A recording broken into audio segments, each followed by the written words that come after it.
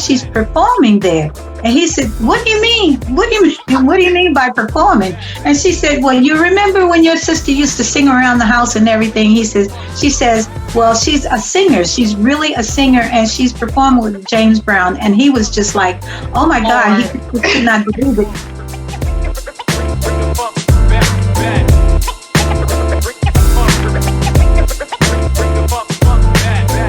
I step out on faith and I gave my notice. And I'm crying, y'all, because I gave my heart and my soul on that job. Because that was my passion. And sometimes our passion is really not our calling. It's just a passion.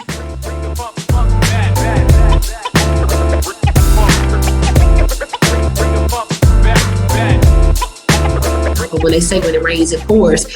It poured, but I didn't realize that the pour was on purpose. The pour was actually moving stuff out the way, moving people out of my path that didn't belong in my circle anymore.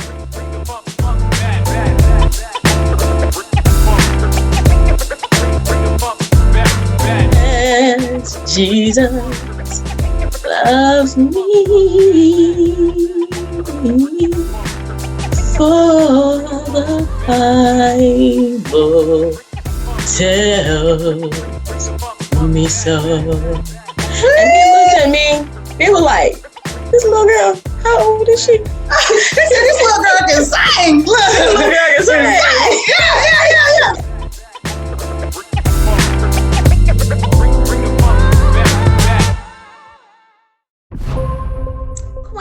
This is your girl, Minister Nakita Davis, the proud CEO and founder of Jesus Coffee and Prayer Christian Publishing House, the #1 Christian publishing house in the land. And you are tuning into another episode of Success Leaves Clues. And we have another special treat for you today. We've got my sister over here looking all cute. Look at her. Y'all check out the hair. You see me? She out here flossing for y'all. But we've got my queen. She goes by Fenyx Blue. Okay? We have her in the building. How are you, beautiful? I am feeling like a queen. Come on, queen. Yes. I love it. I love it. I love it. Well, as you know, queens are either going to be watching this live or catching this on the replay, literally all over the United States and internationally as well. So go ahead and tell the beautiful queens that want all your wisdom.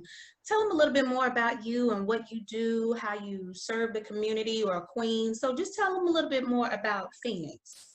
All right. Well, hello, my beautiful sisters all around the world. I am Fenyx Blue, and I'm just like you. I am a sister who is trying to improve herself. I am an author and published author. I'm also a teacher of teachers, and I've been a mentor for students and women for many, many, many years. My mission is to just make life better for young people and for women around the world. So that's queens like you. Come on, queen. A little bit about me. Yes, well, I love it. I love it. And congratulations on being a published author.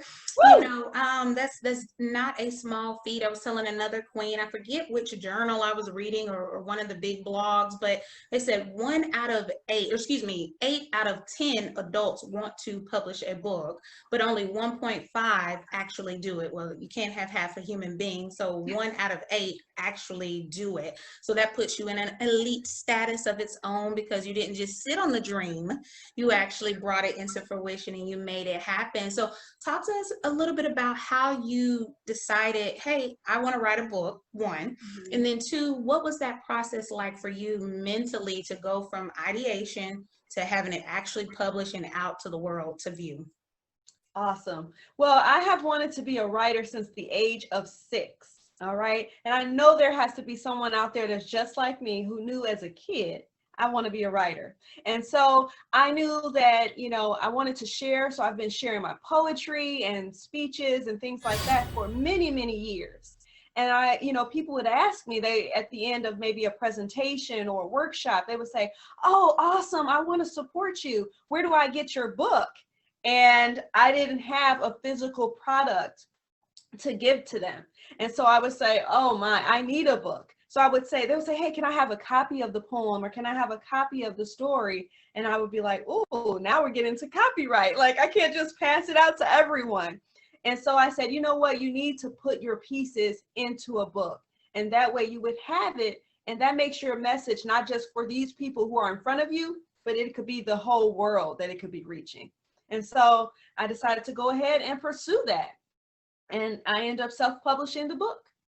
Fantastic. You know, and I keep saying, I talked to another queen. I talked to so many amazing queens, but I tell them all the time, you know, go back to the dreams of your youth. If you go back to the dreams of your youth, when people are looking, my purpose, what am I supposed, you know, I make these voices for people. I know none of the queens sound like this.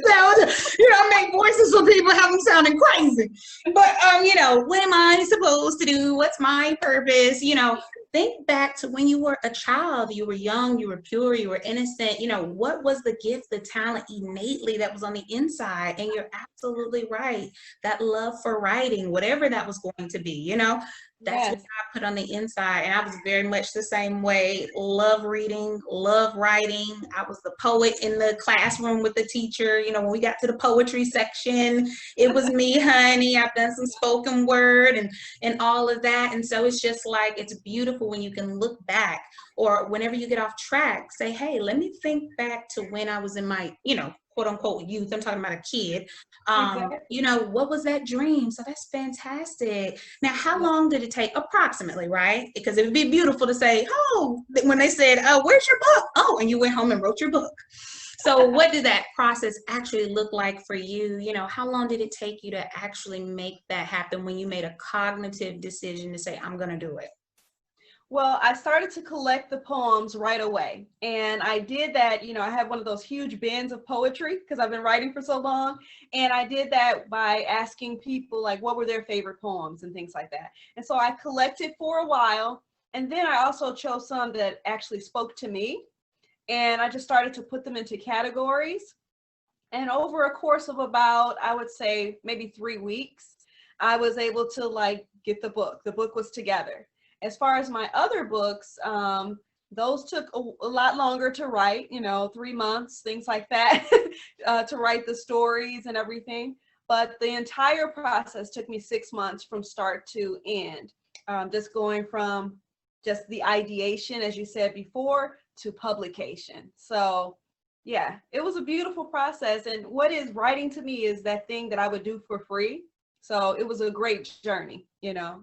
Absolutely, absolutely. No, and I hope you queens, because this is Success Leaves Clues, and obviously this queen, Fenyx Blue, is wildly successful. That's why she's here, y'all. Mama didn't just pick just old anybody.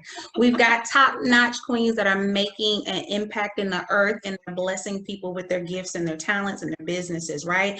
But I hope y'all picked up the clues, what she said, right? What I heard her say was, I did some market research. Hey, which one did you like? That's market research, baby. So she did some market research is what I heard her to say. I heard her say that she's structured and organized, right? She put it together. So you got to have some organizational skills. If that's not your jam, then find somebody, delegate to someone who that is their jam so they can help you get it all together, right? So that's beautiful. And then like you said, definitely you had to pull some pieces that spoke to your heart. So never forget you and whatever process you're doing, even though you have your ideal client, your ideal customer, don't forget you. That's what I heard. So I hope y'all picked up those clues that we just pulled out for you and whatever you're doing, whatever God has called you to do. So fantastic. Now talk to us a little bit about, you know, and I don't want to go too deep and we're not going to spend the whole time on your books, but I do want to know, you said you got the poetry, but then you have, is it a different genre? Is it a different, what genre, or, you know, are those books speaking to? So I have a children's book and I also have a young adult literature book. And it makes sense. I've been a teacher for many, many years. And so constantly hearing my students say, I wish there was a book about this, or I want to see myself on the cover. And so I'm like, I can put you on the cover, you know, or I can put someone that looks similar to you on a cover. And so the children's book is for young girls because I want to build their self-esteem and make them know what their value is. Because, you know, I mean, if you have a gift, you should use it to improve people's lives, right? And so that is what the children's book is about. And the young adult literature is about bullying. And because that's a big issue that our students are dealing with, cyberbullying in particular. And so I wanted to do it from the perspective of an African American male, because sometimes their story gets overlooked. We forget about their mental health and what they're experiencing. So yeah, young adult literature and a children's book, and then a poetry book. Once God let me loose, he made me fruitful. Yeah, that's it. That's it. That's it. That's it. But here's the deal. Here's the deal. And I'll peel that onion back. He let you loose before you were even in your mother's womb. Woo! It's when we make the decision to own the authority. We have the authority within us. We're already believers in the body of Christ. But when you own that authority, it hits different. You understand? And so you're able to flourish in whatever you're touching, because it's already aligned with what he put in you before you were in your mother's womb. So that's the way I look at it. It's just, it's what's on the inside, and then you're making it manifest here in the natural, because you're actually saying yes. You're actually being obedient to the thing that God wanted you to do from the beginning. So it's beautiful. I love it, Queen. Yes. And absolutely. And the topics are so good. Like you said, bullying is so relevant, because what happens is, if children don't get that together in their youth, what do you think they become when they become adults? They're just bullies at work. They're bullies at work. They're bullies in the marketplace. I mean, we've all seen them, right? You know, the person that's so hasty. Exactly. And so I love that. Now, are you able to, do you have a partnership with any of your schools or with your school to where you can read to the youth your own books, or have you had that experience yet? I have been able to go to several schools, one to share the story, but also to share, you know, that they too can publish their own books and tell their story. You know what I mean? So yeah, I mean, and I'm looking for more partnerships always, because I just want to reach more students and inspire them to write their own stories too, you know? Absolutely. Yeah, it's been a pleasure to, you know, go and talk to the students and hear from them, you know, and they're like, this book is relevant to me right now. I'm like, well, that's good. Well, what are we going to do to get you out of this bullying thing? Right. That's you want to break through.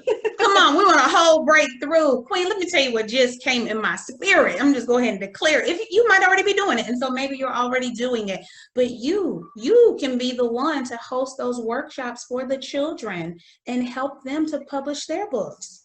Oh, yes. Now you heard that from the, you know, my existing queens that have done books with me. They call me the publisher of purpose. So you've heard that from the publisher of purpose. Guess what? You can get the babies. You can have a boot camp over the summer, spring break, right? I'm just talking here. Week, 2 weeks, the ones that's not leaving. Guess what? Where you show them the fundamentals, you know, and either they complete it in your workshop, or either it's something where, hey, you start in the spring and we pick it back up in the summer. Because that gives you enough time. Hey, I'm telling you, it just come to me. I'm just, hey, that's free. Take that. It would be a dream. I would love to do that. Yes, absolutely. Let's make that come true. Come on, go ahead. We'll talk. We will talk, Queen. But you can definitely do that. That would be such a blessing. Why is it that as adults we think certain dreams have to take place when you're, not that we're 80, but, and nothing wrong, any queens that are watching this that are 80 and up, honey, I love you, 99 just won't do. But why is it certain things in our head, oh, I gotta be this age, or I have to be arrived here, or I have to have this education before I can do this?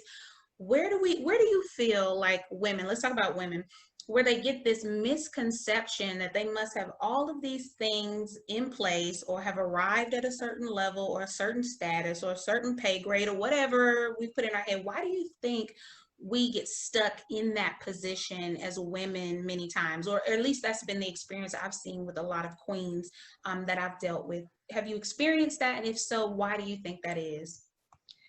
I really do think that it can come down to confidence, you know, just the thought that maybe you don't have the competence in that area, or you don't have expertise.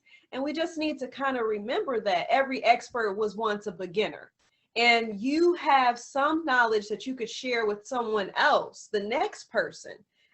You're ahead of someone. You may be behind someone, but you're also ahead of someone. So why not speak into someone else and pour that wisdom into someone else? But yeah, I think it comes down to a confidence where you're looking around and you're thinking, that person can do it, but maybe I'm not qualified. but we know who qualifies us, right? And so we are qualified to speak on a topic that especially something you've experienced. It's your story. Tell your story. That's so good, Queen. I love it. And you're absolutely right. You know, God, I'm probably going to, Lord, help me not to mess it up. But, you know, they say he doesn't call the qualified, he qualifies the call. When he calls you, you're qualified. He's going Yes. to equip you. He's already equipped you. And if you physically don't have it, that is such the beauty in collaboration and connection. And let's touch on that a little bit, not even just with your book, but even when you think about your successful career as a teacher. Talk about the power that collaboration has played in you being successful as an author, as well as just an advocate for teens and youth, and just in all that you've done. How has collaboration helped you achieve those successes? Collaboration is most certainly the key. That's why I'm so grateful for this experience with you, Queen.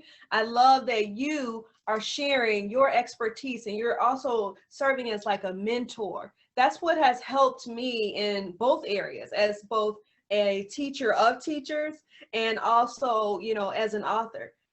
It was an administrator and a former teacher that poured into me and gave me advice and spoke to me, and then, you know, helped to build my confidence and helped to share, you know, and tell me about the gifts that I had inside of me.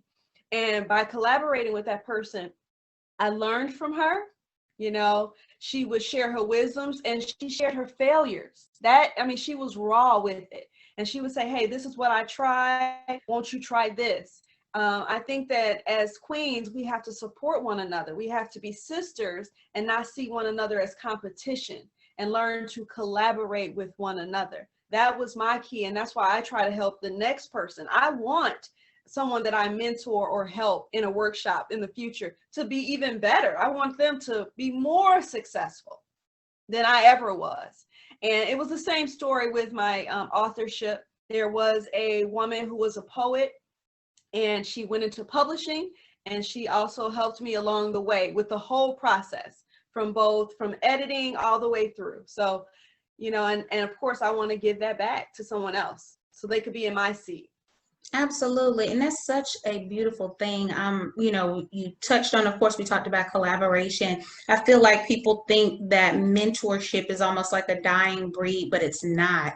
We have to choose to be mentors. I've had the opportunity through years of corporations and being in the corporate sector to have formal mentorships, but the ones that I valued the most were not on a docket or piece of paper that the VP had to sign off on. It was those genuine organic mentorships from someone else, whether they were older. They don't have to be older. They can be your same age. They can be younger. You can learn from someone who is younger than you. I feel like sometimes folks get caught up in humility and humbleness. You know, it's well, you know, hey, one of the biggest clues to success that I ever can give outside of Jesus Christ being my Lord and Savior is really going to be the ability to be a forever learner. You're always learning. You're always willing to glean and grow. And you never think of yourself, you know, more haughty than you ought to. You're never at this place of, oh, I've arrived. You can look back, quote unquote, and the person that the world will say is beneath you can teach you how to level up in this season, but you've got to have your eyes and your ears open, and you've got to really move with the Holy Spirit so that you can make sure it's a connection that you need. So I think that's beautiful with the mentorship programs and having real mentors to walk you through. So that's beautiful. So talk a little bit about, Queen, because you said it. Some folks only want to give you the highlights. That's what you get on Facebook, Instagram. Yeah. Woo, winning! Honey, I'm about to drop something. Look, I'm dropping something later on the day. So, and it watch, it's gonna say hashtag winning. But but as I speak that, okay, but my queens and my circles, I have no qualms about it. Look, I am just a child of God. I'm a nobody trying to tell everybody about somebody who can change anybody. And he's used me, and I'm grateful that he chose to use me to have any type of platform to be able to bless other people. But through people's failures, you know, the wise man doesn't have to go through it. I can learn from you. You can learn from me where I fell short. And that's really the smart individual. So name a time, if you don't mind sharing, where you felt like in your mind at the time, you were maybe not achieving success, whether it be towards your book goal, whether it be just period, whether it's relational or you know, in your field with other teachers where you felt like it looked like you were losing? How did you change your mindset? How did you shift so that you could soar in that season? And what was that outcome? And this is not an interview. This is not an interview question. You know, like I'm asking interview questions. Like, you're hired. You're hired. Don't worry. No, really, I think that you have to be vulnerable enough to share. And for me, it really was, though I am a speaker and though I have been a teacher and performing in front of people forever, I still remember that first motivational speech. And I remember having like this plan of how perfectly it was going to go. And I was going to start with this great poem, get their attention, and then go through all of these steps. When I tell you that it went nothing like I thought. Got up there and do none of it. Ain't do none of it. Okay. You know, it was longer than I had hoped. I mean, they were clapping in different places and I thought they were laughing in different places and I thought it was totally different than what I had expected. And yet I had to forgive myself and say, hey, you did it. How about that? Come on. You know, it wasn't exactly how you planned it to be, but you were willing to try it out. You know what I mean? And so, I mean, that didn't go as planned, but it hasn't stopped me. You know what I mean? And even if there's complete silence in the room, you know, you're just sharing your message and getting it out there. So that was definitely not an experience that was a success story in that regard, but I feel it was a success because it was my first of many. You know? Absolutely. It's all, you know, I look at it, there are no failures, right? It's just lessons. There's just lessons and how you pick that up. And I bet you when I ask you, because I'm gonna ask you, what did you take from that you used and applied to the next speech, to the next time that you needed to speak in front of a large crowd? What did you take from the quote unquote failures and apply to the next one? Yeah. And what I learned was to, you know, be flexible and just share yourself, you know, be willing to laugh at yourself and, you know, you don't have to be perfect, right? You just have to be public. Get it out there, you know, share it and everything. And people will relate to that.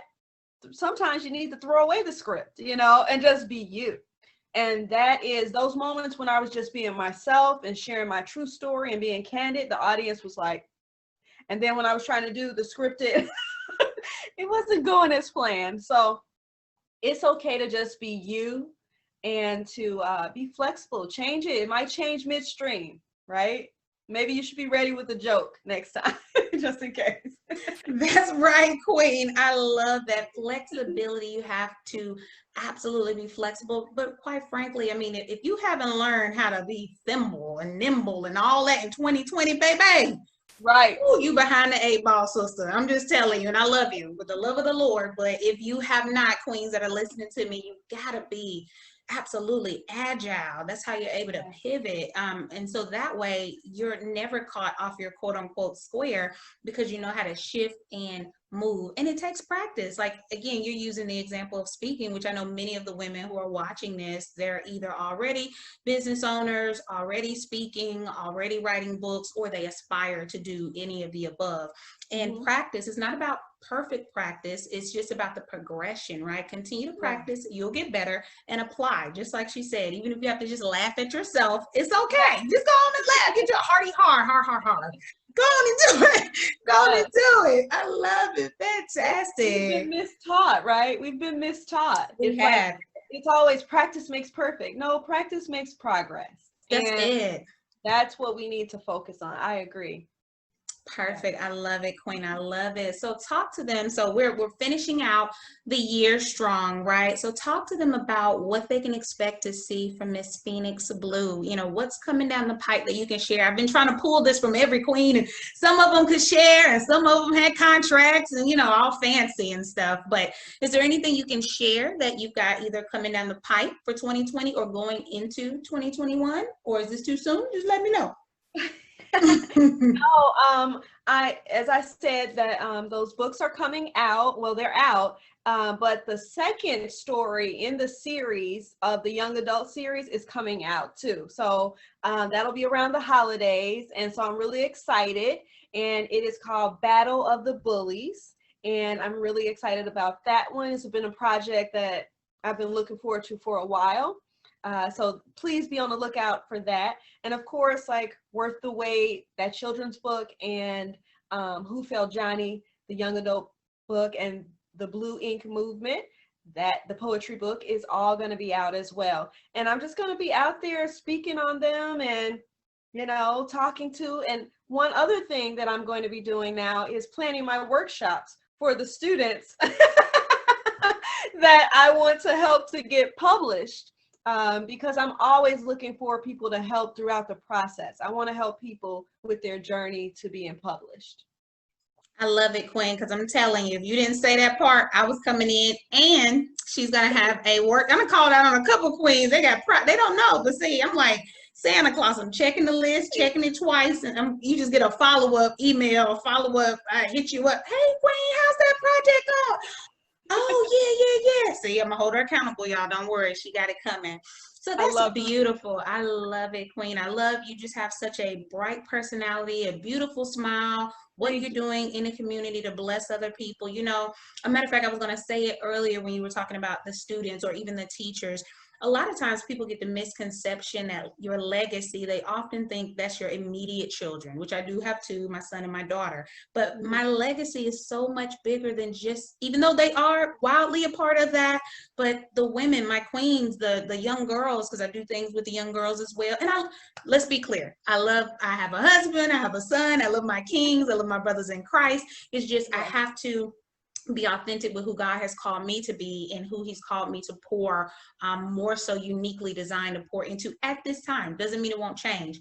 But the point I'm trying to make with that is your legacy is bigger than the four walls or the people that are in your immediate reach. It's a trajectory. It can go on and on. It can move exponentially. So whether they're your children, whether it's another woman, whether it's another young man, that's your legacy. If they take a piece of what God put on the inside of you and it begins to manifest in their life because you said yes, because you spoke up, come on, that's it. That's legacy, baby. That's Absolutely. And so you are definitely doing that. You're definitely paving the way, and I'm expecting just amazing things. You know, I tell my queens, even the sky is not the limit. Even the sky is not the limit, you know, when you're trusting God and doing what he's called you to do. Absolutely. Well, Queen, give these queens just whatever is on your heart, one final thought for them to be successful as we're finishing up the year. You know, normally holiday time comes, folks get a little laid back and, okay, I'm going to kind of sit on my little tiny little tush just a little bit. What would you say to that queen in this season as she's thinking about reflecting back on this entire year?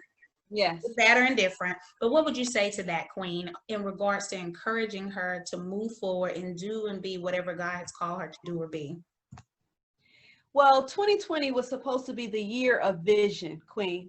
And I know that you have a vision for your life. If you're being honest with yourself, you truly have a vision inside of you for what you want your life to look like. And really, at the end of the day, the person who's in charge of that vision is you. So it's going to be up to you to let your light so shine before men. It's your vision that you and your hopes and dreams that you need to focus on. You don't have to be perfect. You just have to progress toward that vision.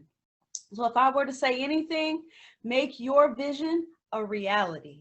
2020 is still your year. Come on, Queen. Yes. I was feeling a little spoken wordish right there. I was like, come on, Queen, do it. I'll be ready to break out my snap fingers, honey. Ready. Yes. Yeah. I love it, Queen. Yes. So good. Well, tell the people, and they're going to see the information below your email address, your website, all of that. But tell them if they want to follow you, they want to pick up your books, how can they get more of Fenyx Blue? Because I know they want it. Okay, well, please come and follow me at Fenyx Blue Ink. I promise I'll make you think. So come to Fenyx Blue Ink. I'll be there waiting for you. Come on, Queen. Yes, I love it, Queen. Thank you. thank you so much, Queen, for being here. I know you're wildly busy. You're writing mastermind books and making an impact in the earth, but I'm so honored that you said yes to this opportunity, because you are definitely in amazing company of other glow-getters all over the world who are making an impact in the earth. And so I'm so glad to have you here with me, Fenyx I'm Blue. glad to be here. It was my pleasure. You are a joy to be with and to speak to. Thank you, Queen. Well, Queens, this is your girl, Minister Nakita Davis, the proud CEO and founder of Jesus Coffee and Prayer Christian Publishing House, the #1 Christian publishing house in the land. And you have just watched a dynamic episode with Fenyx Blue from Success Leaves Clues, because after all, success leaves clues. All right, till I see you next time, Queens. Have a blessed evening or day, depending on where you are in the world. Bye.